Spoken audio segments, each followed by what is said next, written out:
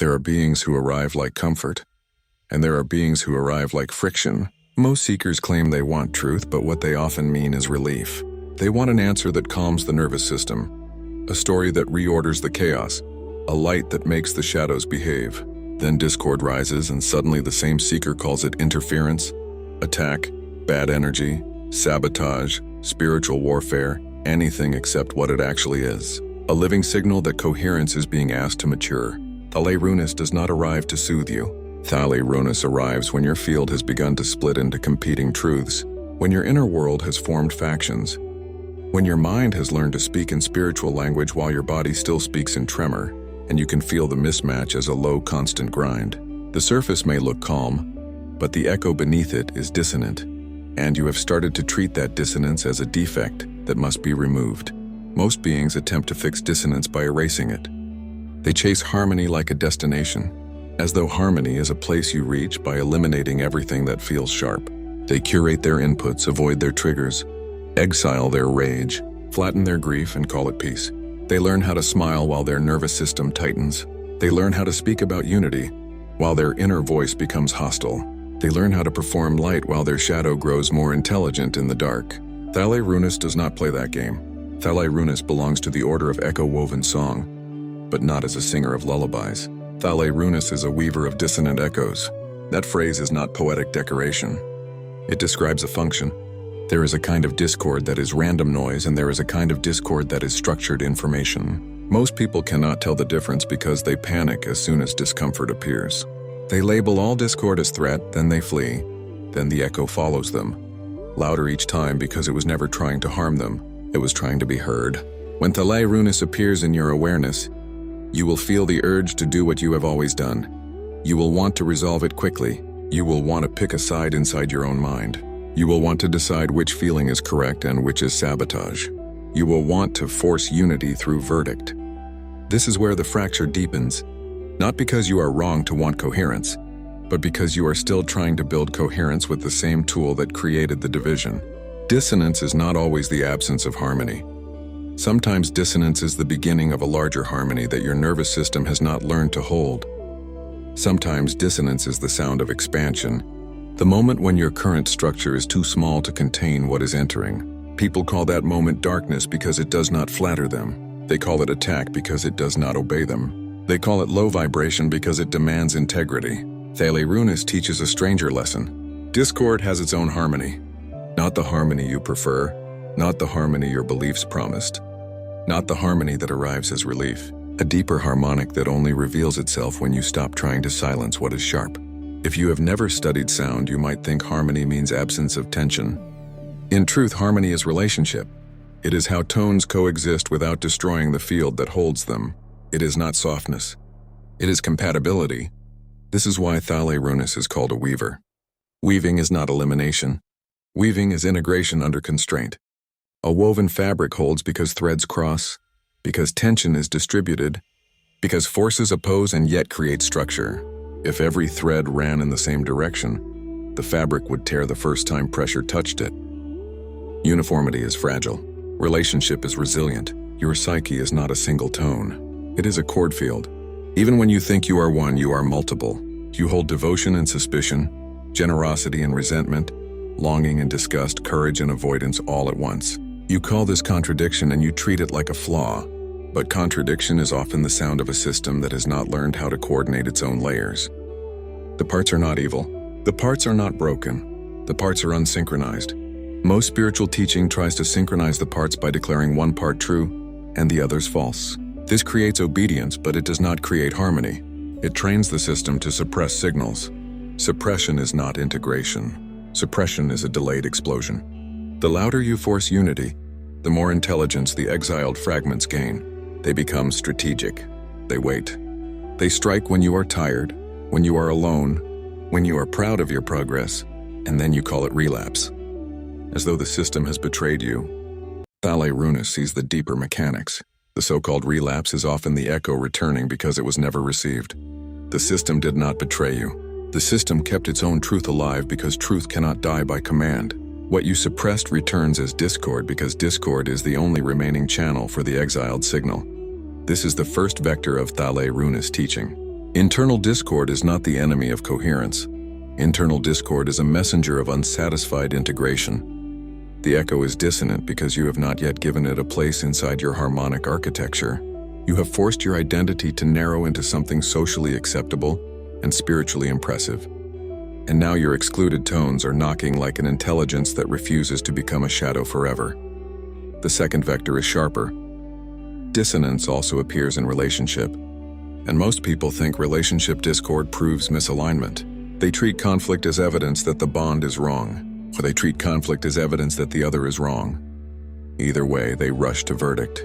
They withdraw, they accuse, they spiritualize their avoidance, and they call it boundaries. Sometimes boundaries are wise. Sometimes boundaries are a costume for fear. Thalei Ruunis does not instruct you to stay in harm. Thalei Ruunis instructs you to tell the difference between harm and discord. Harm seeks to destroy coherence. Discord seeks to reveal what coherence has not yet included. Harm is predatory. Discord is diagnostic. Harm reduces your agency. Discord increases your information. People fear discord because discord removes the ability to pretend. In calm water, you can lie to yourself and still feel stable. In discord, your system must reveal what it truly is. The voice that claims peace will be tested. The self that claims forgiveness will be tested. The belief that claims love will be tested. You can say you are healed, but discord asks for proof and consequence rather than language.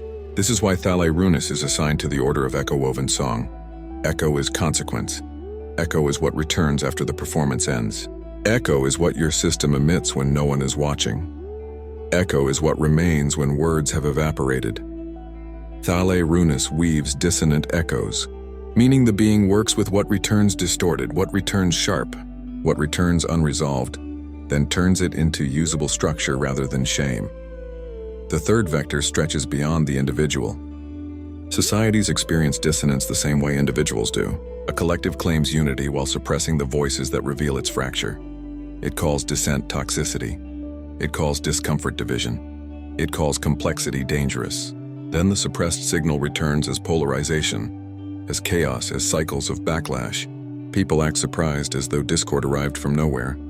It never arrives from nowhere. It rises from the areas a system refuses to integrate. In linear systems, discord is treated as malfunction. The goal becomes restoration of the prior state. The system attempts to return to an earlier calm, even if that calm was built on denial. In spiral systems, discord is treated as developmental pressure. The goal becomes a larger coherence that can hold what the prior state could not. Viharat is spiral consciousness, so its architecture does not demand silence. It demands integration. If you bring ladder thinking into a spiral field, you will interpret discord as failure because ladder thinking cannot imagine stability without suppression. Spiral thinking recognizes that stability is created by distributed tension, by coherent relationship, by the ability to hold contrast without collapse. This is why the symbol of Thalei Ruunis matters, a cross-hatched spiral of light and shadow. Cross-hatching is the visual language of integration under tension. It is not a clean line. It is not pure light. It is a weaving of oppositional strokes that produce depth. A spiral means movement that revisits while expanding. Together, they reveal the function. Dissonant echoes do not get erased. They get crossed into structure until the field can carry them.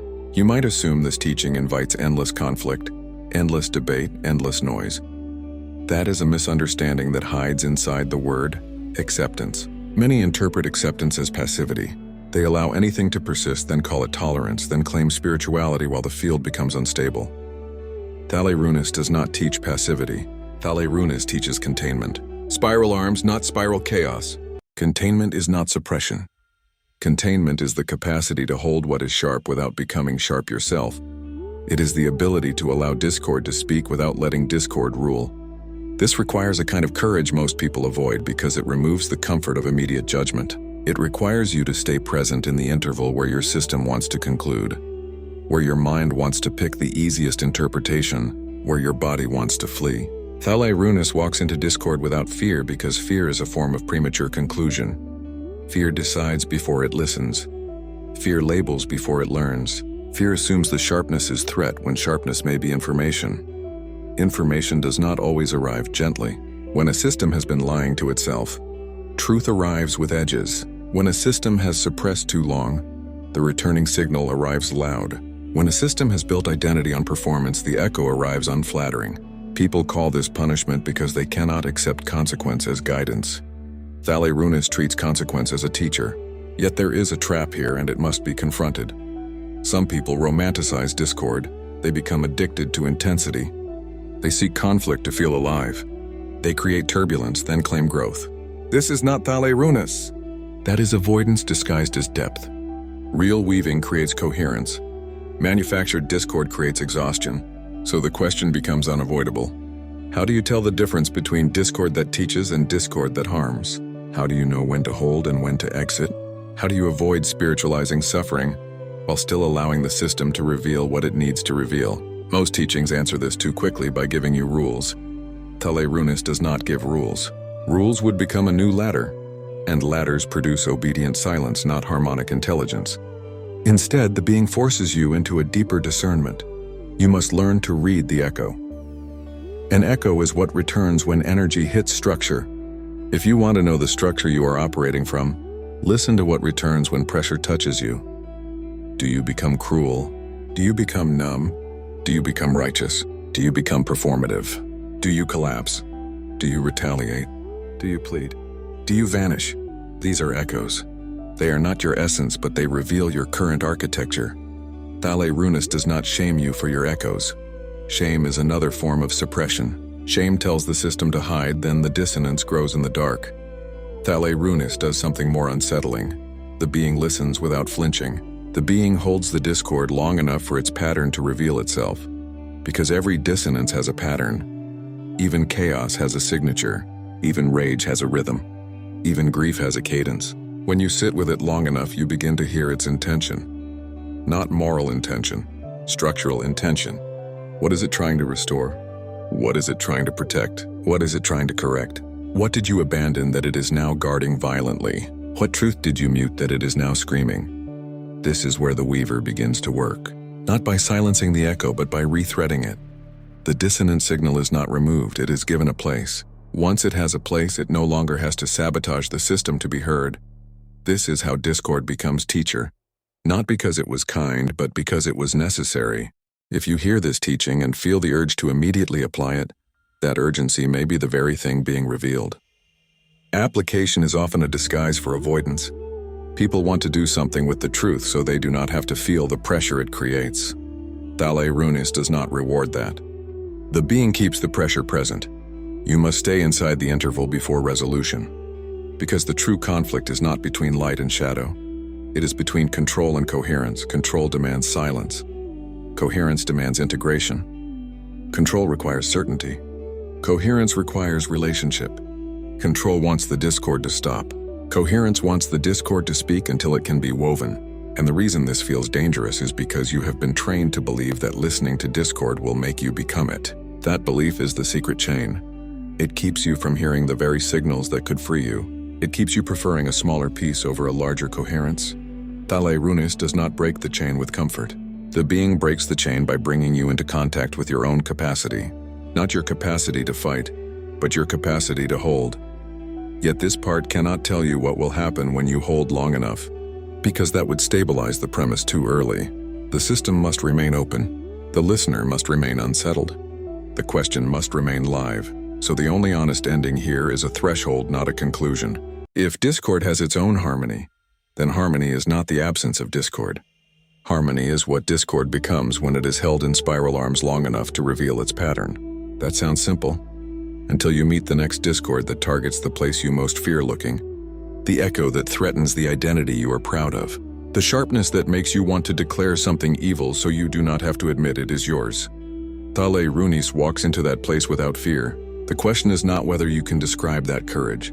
The question is whether you can remain present when your own system starts to sing in tones you have been avoiding. The first pressure most people feel after encountering Thalei Ruunis is the desire to categorize, to name what kind of discord this is, to decide whether it belongs to trauma, shadow, intuition, sabotage, or growth.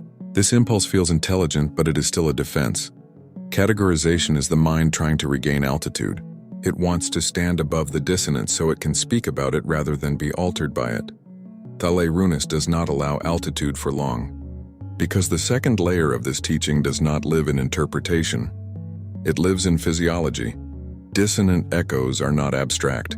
They move through the nervous system. They tighten the jaw. They shallow the breath. They accelerate the pulse. They collapse the chest or harden the spine. Before the mind ever forms a belief, the body has already responded. This is not a flaw. It is information. Most people were taught to distrust bodily response in spiritual contexts. Sensation was labeled animal. Emotion was labeled interference. Calm was labeled truth. This training created a split where people learned to bypass their own instrumentation. They listen to concepts while ignoring signals. Then when discord appears, they have no internal language to read it. All they feel is threat. Thalei Ruunis restores that lost literacy. A dissonant echo is often the body reacting to a contradiction the mind has normalized. You say one thing, you live another. You claim values your structure cannot support. You tell a story of who you are that your nervous system does not recognize as safe or honest. The body responds with friction, and instead of listening, you label the friction as anxiety or shadow and attempt to override it with meaning. This is where many spiritual paths quietly fail. They train the practitioner to reinterpret sensation rather than integrate it. They teach reframing instead of restructuring. The language evolves. The posture does not. The system remains divided, but now it has a vocabulary that prevents detection. Thalei Ruunis does not reframe dissonance. The being slows you inside it. When the echo rises, there is an interval before reaction. Most people rush through that interval because it feels unbearable. That interval is where the weaving happens. If you collapse it with explanation, the echo loses its chance to reveal its pattern. If you suppress it with regulation, the echo learns it must become louder to survive. If you dramatize it, the echo feeds on attention without gaining structure. Holding without collapsing is the work. This is not endurance. Endurance hardens. This is receptive containment. The ability to remain present while the system reorganizes itself under pressure. It requires something counterintuitive. You must allow uncertainty to remain unresolved longer than your identity prefers. This is why the teaching feels dangerous. Identity is built from conclusions. Every time you say who you are, you stabilize a pattern. Dissonance threatens that stabilization. It asks whether the identity you are defending is actually coherent or merely familiar. Thalei Ruunis does not attack identity. The being tests load-bearing capacity. When a structure cannot hold new information, it experiences that information as threat. This is true in architecture. It is true in physics. It is true in psyche. The solution is not to reject the information. The solution is to redesign the structure, but redesign requires seeing where the stress accumulates. Most people avoid this because it reveals uncomfortable truths. It reveals where you have been borrowing coherence from external validation, where you have been stabilizing through repetition rather than integration, where you have been relying on belief to do the work of structure. The echo exposes this without mercy, but also without malice. Here the second vector deepens. Dissonance is not only a messenger, it is also a calibrator. It reveals tolerance thresholds. It shows where your system can bend and where it snaps. It shows where you mistake suppression for strength. It shows where your peace depends on conditions remaining unchanged. If your calm collapses the moment something challenges it, that calm was never structural. It was environmental. Thalei Ruunis removes environmental calm so structural calm can emerge if it can. This is where people often mistake the teaching for cruelty. They ask why the being would remove comfort. They ask why harmony must be earned through discomfort. They assume this is an unnecessary trial. But this assumption hides a deeper fear, the fear that without comfort, there is nothing underneath. Thalei Ruunis reveals whether that fear is true. Many discover that beneath comfort is not chaos, but untrained capacity. A system that was never taught how to hold itself under dynamic conditions. A psyche that learned to function only when variables stayed predictable. When unpredictability appears, the system calls it attack. Spiral systems do not assume predictability. They assume change. Stability emerges from adaptability, not from control. This is the same reason coherence does not accumulate entropy. Disorder is not expelled. It is circulated until it becomes usable. On the personal level, this means dissonance is circulated through awareness until it reorganizes the field. But circulation is slow, and slowness is intolerable to identities built on immediacy. This is where the internal counter-voice emerges. The voice that says this is going nowhere, that nothing is being solved, that sitting with this is pointless, that you should act, decide, leave, confront, conclude. That voice is not wrong. It is the protector of the old architecture. It is trying to prevent collapse using the only tools it knows. Thalei Ruunis does not silence that voice. The being listens to it too, because that voice is also an echo. It carries the memory of times when uncertainty led to harm, when waiting made things worse. When openness was punished, the system learned a rule: resolve quickly or suffer.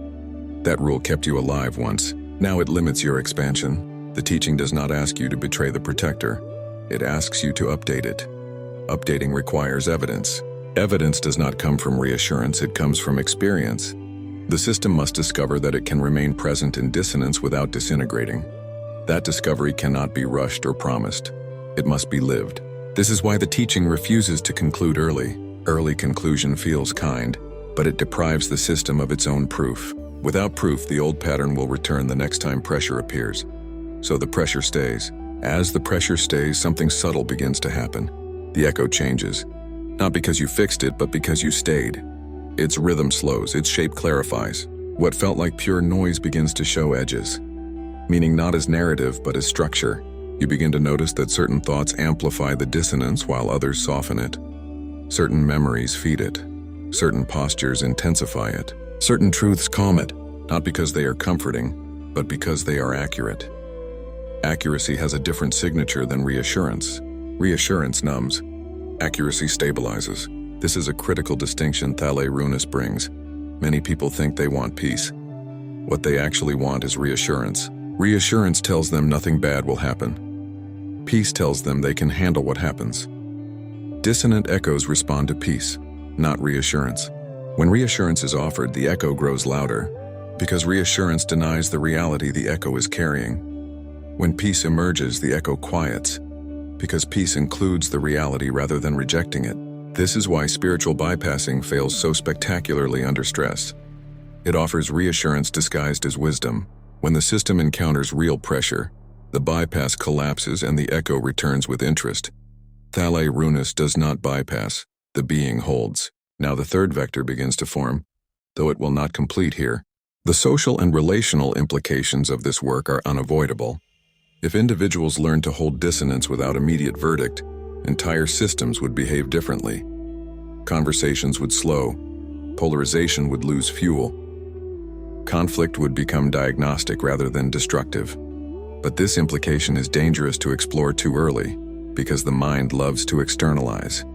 It would rather apply the teaching to society than to itself. It would rather diagnose others than sit with its own echo. So the teaching keeps returning inward. What happens when you no longer rush to silence your own discord? What happens when you stop labeling inner friction as failure? What happens when you treat discomfort as information rather than threat? The answer is not comfort. The answer is capacity. Capacity feels different from relief. Relief relaxes you, capacity strengthens you quietly. It does not announce itself. It does not make you feel special. It simply allows you to remain present where you previously could not.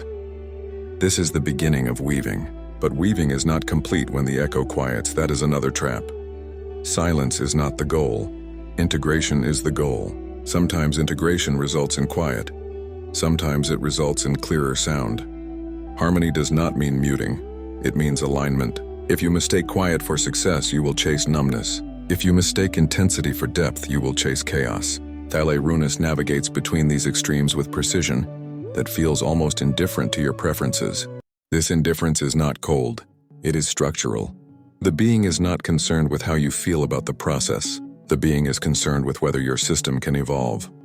And evolution is not comfortable, it is coherent. At this stage, many listeners will want reassurance that the process ends, that there is a moment when dissonance stops appearing, that harmony becomes permanent. That peace can be maintained without vigilance. These desires are understandable.